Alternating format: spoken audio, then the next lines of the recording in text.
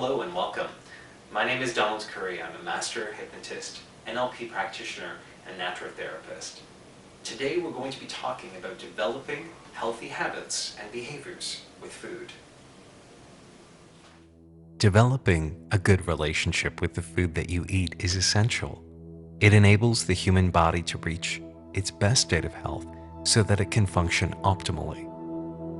It can be easy to fall into undesirable patterns of behavior around food, which can lead to health issues. Weight gain, high blood pressure, diabetes, or other food-related problems are created by the habits and behaviors that a person has with the food that they eat.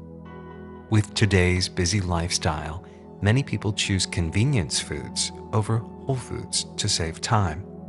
Convenient foods have been processed to increase their shelf life, to taste good, and to be quick to prepare. Unfortunately, the more that a food is processed, the further away from its natural state it becomes. The only way to prevent the ingestion of questionable food additives is to eat as close to the food source as possible. This means whole, natural foods in their organic state. When you go into the grocery store, you're bombarded with boxes, bags, and cartons of food that are designed to look good and to get you to buy them. They make many bold claims on their packaging, but many fail to live up to the hype. Some have even been proven to be entirely false in their advertising. Mother Nature does not need to make health claims. All of the food that nature provides has what our bodies need and require to be healthy. But even Mother Nature has been tampered with. The genetic modification of fruits, vegetables, and grains has occurred over the past few decades. In a laboratory, genetic makeup of a plant is altered. The benefit it claims is that the plant becomes disease-resistant, pest-resistant, and can even survive at colder temperatures for growing. However, the negatives far outweigh the positives. Greenpeace has stated that the environmental hazards include harming other organisms, reducing the effectiveness of pesticides, transferring the altered genes to unintended species. The risks to humans include allergies, antibiotic resistance, nutritional changes, and the creation of toxins. The government requires no long-term testing of GMO foods, so the effect that they are having is currently impossible to measure. Add to this all of the pesticides, herbicides, and synthetic fertilizers that are being used to grow the plants. The only way to safeguard yourself and your health is to eat organic foods that are GMO-free. Many people who have made the switch to an all-organic or organic wherever possible way of eating notice a difference in the way that they feel. Many notice that they have more energy and get better from many health issues or concerns. Organic food can be more expensive, but there are ways to purchase them for more reasonable prices. Joining a food co-op can be a great way to save money. You exchange a few hours of work every month, and in return, you get your food at a discounted price. I'm a member of Karma Co-op in Toronto. Founded in 1972, Karma is a member-owned, democratically run cooperative. It specializes in organic, local, non-genetically modified, fair trade products. It carries bulk items, organic produce fresh from dozens of local farms, and the highest quality, eco-friendly packaged goods. A food co-op is a non-profit, owner-controlled, democratic organization. At Karma, members work in the store, help decide what products are stocked, and manage the co-op through the board of directors. When you shop at a co-op, you become an owner. We're not just a bunch of customers in a store, we're members of a co-op and a community.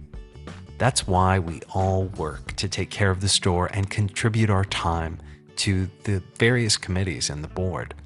This makes the atmosphere of a co-op very different from a normal conventional grocery chain. If you're interested in joining a co-op, then I suggest finding one in your local area.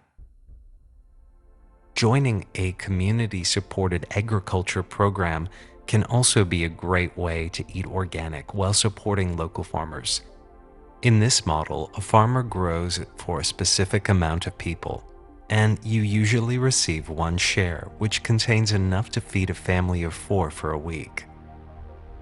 In the summers, I participate in a community-supported agriculture called Raw Foods. Their vegetables are fantastic, and they're so fresh because they come directly from the farm in the morning to me in the afternoon. And if you're feeling particularly adventurous, you can always start your own vegetable garden in your home or apartment. It's possible to grow vegetables in planters. Even if you're limited by the amount of space, it can still be done. Here are a few tips that will help you to develop healthier habits and behaviors around food. Plan to eat in more and take time to lovingly prepare your food. This helps you to foster a deeper, better relationship with the food that you're eating. Plus, you get to control how much salt, oil, and seasoning you use. Because of this, your health can improve. Make a large pot of soup, stew, chili, a casserole or lasagna, rice and beans or a vegetable bake on a Sunday. This can give you lunches for the week. If you have food with you for lunch, you'll be less tempted to hit fast food joints or restaurants. Always having healthy snacks with you can also help. When you go out shopping, take a bag of trail mix with you in your pocket or purse. You'll be less likely to grab something unhealthy when you already have healthy food available should you get hungry. Cooking can be a fun family activity. It can help your family get closer while you all pitch in and make it an event, a celebration. When you begin to realize that food is fuel for your body, you begin to make better choices about the quality of fuel that you consume. I just got back from Karma Co-op with tons of fresh organic produce, so I'm going to unpack it so that you can see what a typical week in my diet looks like.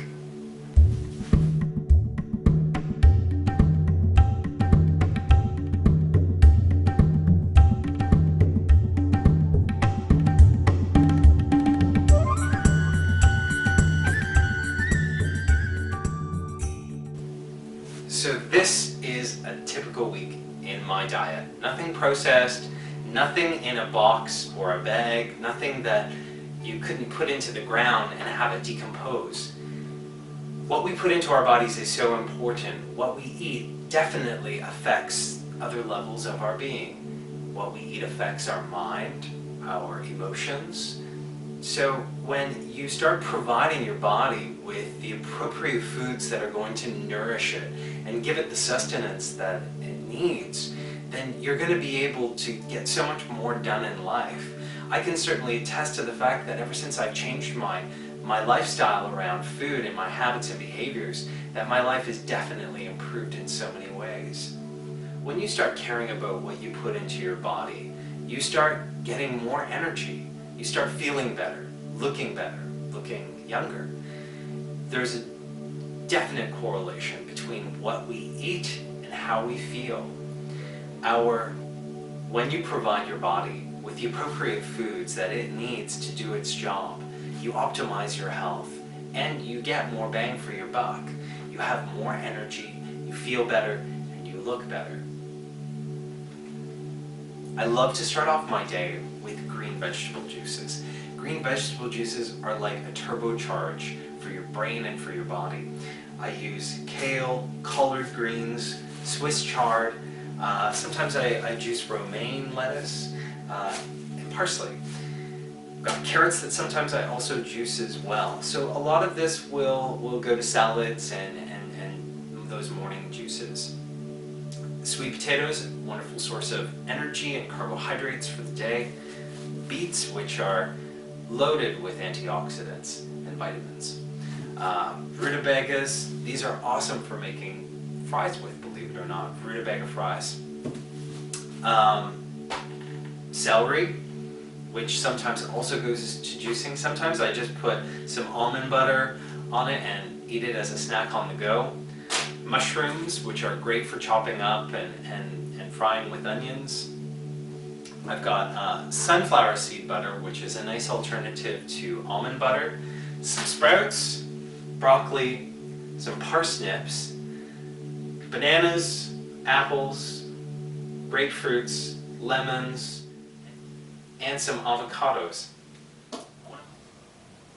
This is one of my favorite things. Coconut oil. Coconut oil goes really well in your coffee in the morning instead of cream, and you can also cook with it. Because the fat in coconut oil is something that is called medium chain triglyceride, it doesn't store in the body as fat. Instead, it's burned as fuel and energy. This is what a typical week of groceries looks like for me. I don't eat out very often, only when I go out with friends.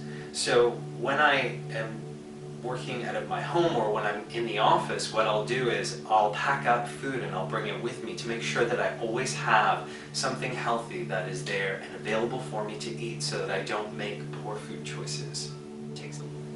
It takes a little bit of planning and a little bit of practice, but eventually it just becomes second nature. You just get used to carrying food with you wherever you go. The food that we eat affects not only our health, but also the health of the planet. So when you choose organic foods that are GMO-free, you're taking the very best care of your own body, but also the earth. Take care and be exceedingly well until next time. I have a free gift for you.